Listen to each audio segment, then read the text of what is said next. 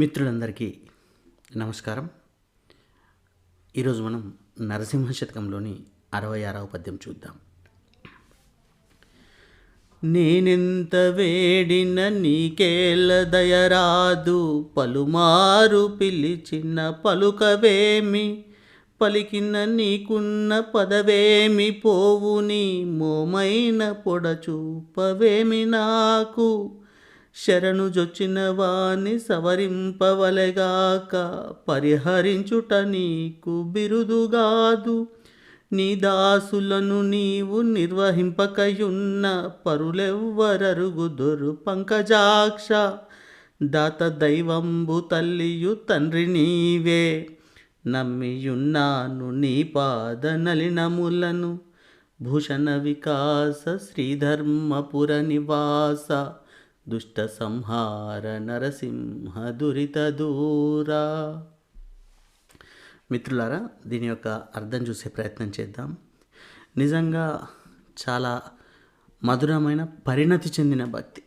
అంటే ఈశ్వరుని నమ్ముకొని ఉన్న ఒక భక్తుడు తీవ్రమైన కష్టాలు ఎదుర్కొంటున్నప్పుడు స్వామివారిని ఏ విధంగా ప్రశ్నిస్తాడు? అవునా, ఈశ్వర, నిన్నే నమ్ముకొని ఉన్నాను, నన్ను పరీక్షల మీద పరీక్షిస్తూ నన్ను ఇలా నాతో ఆడుకోవడం ఏమైనా సమంజసమా? బహుశా ప్రతి భక్తుని జీవితంలో, అలా అంటే ప్రతి వ్యక్తి జీవితంలో ఇవి సహజం. సంఘర్షణలు బహుశా జీవితం మన పరీక్ష తీసుకుంటుంది. చూద్దాం. నేనెంత వేడినా నీకేల దయరాదు, పలుమారు పిలిచిన పలుకవేమి. ఈశ్వర, నేను ఎన్నిసార్లు పిలిచినా నీకు ఎందుకు దయరాదు నా మీద? నా భక్తి సరిపోతలేదా?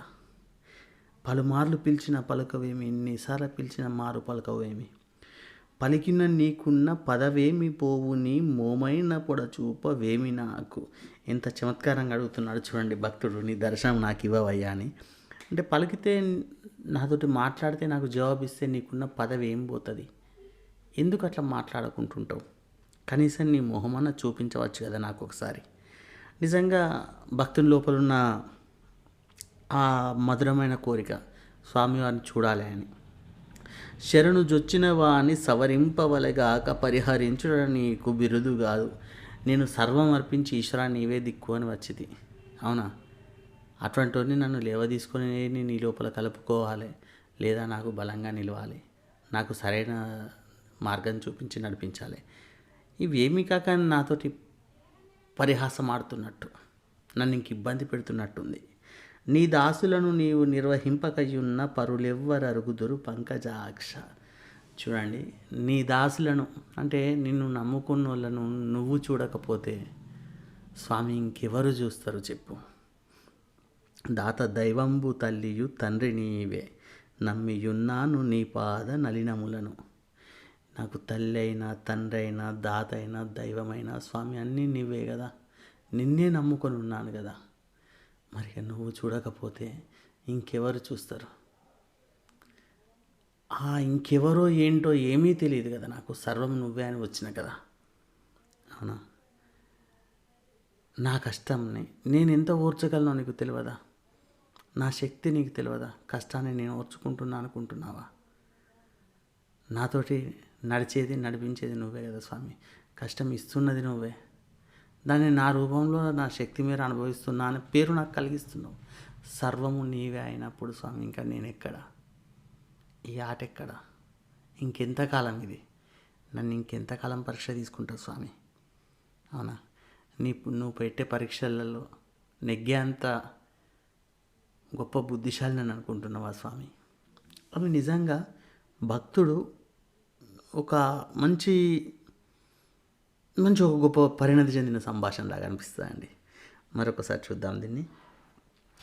నేనెంత వేడిన నీకేల దయరాదు, పలుమారు పిలిచిన పలుకవేమి, పలికిన నీకున్న పదవేమి పోవుని, మోమైన పొడచూపవేమి నాకు. శరణు జొచ్చిన వాణ్ణి సవరింపవలెగాక, పరిహరించుట నీకు బిరుదుగాదు. నీ దాసులను నీవు నిర్వహింపకయున్న, పరులెవ్వరరుగుదురు పంకజాక్ష. దాత దైవంబు తల్లియు తండ్రి నీవే. దాత దైవంబు తల్లియు తండ్రి నీవే. నమ్మియున్నాను నీ పాద నలినములను. భూషణ వికాస శ్రీధర్మపుర నివాస. దుష్ట సంహార నరసింహ దురిత దూర.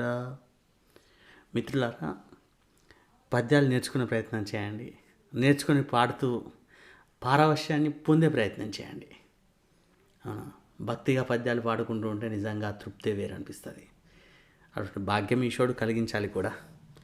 మరొకసారి మరొక మంచి పద్యంతో కలుసుకుందాం. అంతవరకు ధన్యవాదాలు. కృష్ణం వందే జగద్గురుం.